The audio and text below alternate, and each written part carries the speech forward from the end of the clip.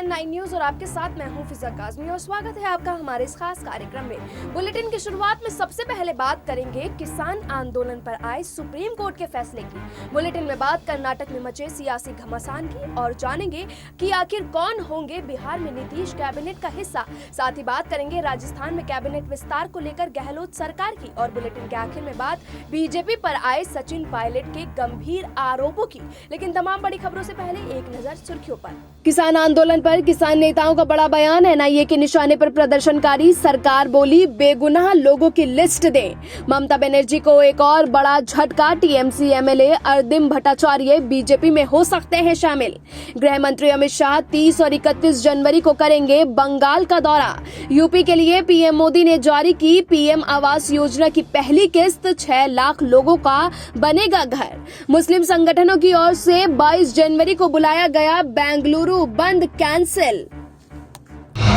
Bulletin में सबसे पहले बात करते हैं किसान आंदोलन पर आए सुप्रीम कोर्ट के फैसले की। दरअसल गणतंत्र दिवस पर किसानों द्वारा ट्रैक्टर रैली निकालने पर मामले पर फिर सुप्रीम कोर्ट में सुनवाई हुई। सर्वोच्च अदालत ने इस विवाद में दखल देने से इनकार कर दिया है और कहा है कि दिल्ली पुलिस ही इस पर इजाजत दे सकती है। इसके अलावा सुप्रीम कोर्ट के द्वारा लगातार कमेटी पर उठ रहे सवालों पर नाराजगी जाहिर की गई। चीफ जस्टिस ने सुनवाई के दौरान कहा कि हम ट्रैक्टर रैली को लेकर कोई फैसला नहीं सुनाएंगे।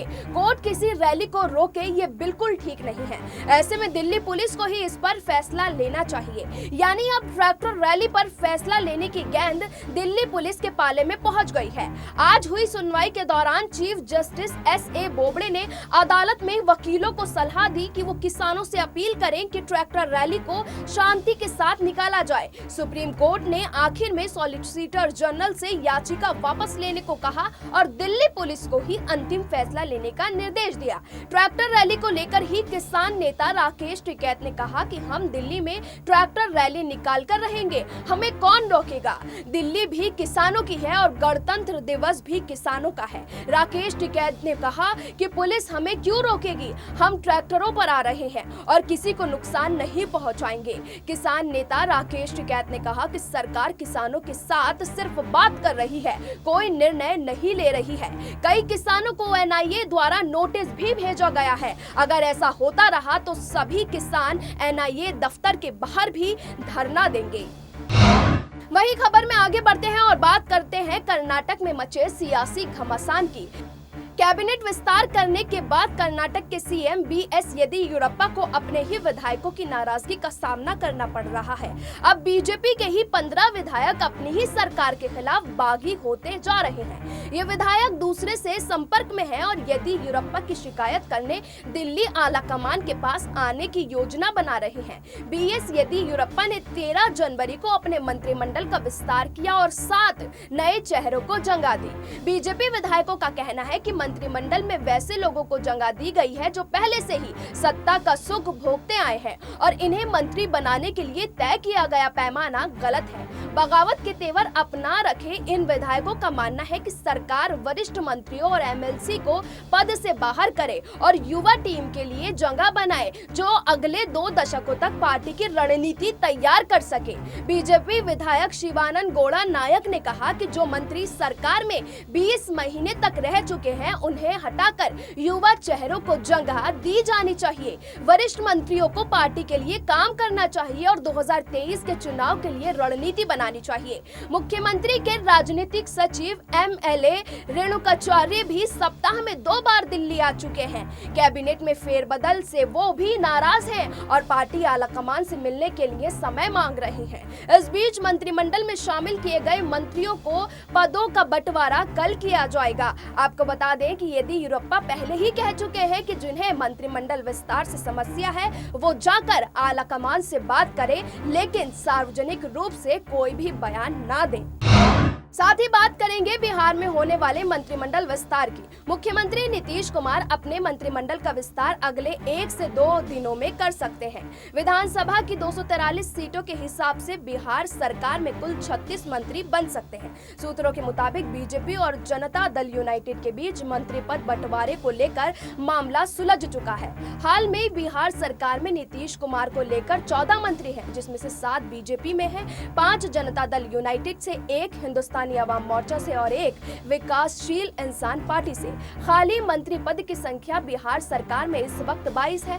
नीतीश कुमार की लगातार ये मांग रही है कि खाली मंत्री पद का बंटवारा 50-50 के फॉर्मूले पर हो और ऐसा लगता है कि नीतीश कुमार बीजेपी पर दबाव बनाने में सफल रहे हैं। अगर इसी आधार पर बीजेपी और जनता दल यूनाइटेड के बीच मंत्री पद का बंटवारा होता है तो बिहार सरकार में बीजेपी कोटे से कुल 18 मंत्री, जनता दल यूनाइटेड से 16 मंत्री, हिंदुस्तानी अवाम मोर्चा से 1 और विकासशील इंसान पार्टी से 1 मंत्री होगा। वहीं राजस्थान में एक बार फिर सियासी हलचल तेज हो गई है। अटकलें लगाई जा रही हैं कि जल्द ही मंत्रिमंडल में फेरबदल हो सकता है। इस बीच आज शाम को मुख्यमंत्री अशोक गहलोत ने कैबिनेट की बैठक बुलाई है। दरअसल कांग्रेस ने मुख्यमंत्री अशोक गहलोत को केरल विधानसभा चुनाव का प्रभारी बनाया है। ऐसे में वहां के दौरे के ठीक पहले उन्होंने कैबिनेट की बैठक बुलाई है। कुछ वक्त पहले ही अशोक गहलोत ने राज्यपाल से मुलाकात भी की थी। यही कारण है कि कैबिनेट में बदलाव को लेकर चर्चाएं जोरों पर है। सरकारी सूत्रों का कहना है कि विधानसभा के बजट सत्र को लेकर मुख्यमंत्री अशोक गहलोत ने कैबिनेट से चर्चा के लिए बैठक बुलाई है। साथ ही इसमें से 6 से 7 प्रस्ताव रखे जाएंगे। कयास लगाया जा रहा है कि 31 जनवरी से पहले ही राजस्थान के मंत्रिमंडल में फेरबदल हो सकता है। ऐसे में सचिन पायलट गुट और अशोक गहलोत गुट एक बार फिर एक्टिव है और हर किसी की नजरें कैबिनेट बैठक पर लगी है। पहले भी सचिन पायलट गुट की नाराजगी के बाद राज्य सरकार पर संकट आ चुके हैं। तब से अब तक सचिन पायलट को कोई महत्वपूर्ण पद नहीं मिला है। ऐसे में उम्मीद की जा रही है कि इस बार कोई फैसला हो सकता है। वहीं बुलेटिन के आखिर में बात करते हैं सचिन पायलट की। किसान आंदोलन को लेकर कांग्रेस लगातार केंद्र की मोदी सरकार पर हमलावर है। जहां कांग्रेस के पूर्व अध्यक्ष राहुल गांधी खुद सामने आकर सरकार के इस रवैये पर सवाल उठाते रहे हैं। वहीं हर राज्य में कांग्रेस की ओर से सरकार को घेरने के लिए आंदोलन किए जा रहे हैं। इसी के मद्देनजर कई नेताओं ने सामने आकर बीजेपी सरकार को आड़े हाथों भी लिया है। इस बीच राजस्थान के पूर्व डिप्टी सीएम सचिन पायलट ने किसान आंदोलन को लेकर फिर केंद्र सरकार पर निशाना साधा है। पायलट ने कहा है कि किसान उग्र नहीं हो रहा है, वो इस सर्दी में भी शांति से अपनी बात को मनवाने का काम कर रहा है। जो समिति बनाई गई है उसको लेकर किसान खुश नहीं है। पायलट ने कहा कि किसानों की मांग के सामने केंद्र सरकार को झुकना पड़ेगा। पूर्व पीसीसी पायलट ने केंद्र सरकार पर निशाना साधा और किसान विरोधी होने का आरोप लगाया। कहा कि केंद्र को ना तो किसानों के प्रति सहानुभूति है और ना ही किसान संगठनों के प्रति। पायलट ने बोला कि किसान दिल्ली की सर्दी में 2 महीने से बैठे हैं, सरकार को कानून वापस देना चाहिए। राहुल गांधी ने पिछले साल फरवरी में कहा था कि कोरोना फैलने वाला है, लेकिन किसी ने उनकी बातों को गंभीरता से नहीं लिया। इस बार किसान बिल पर भी वही हो रहा है।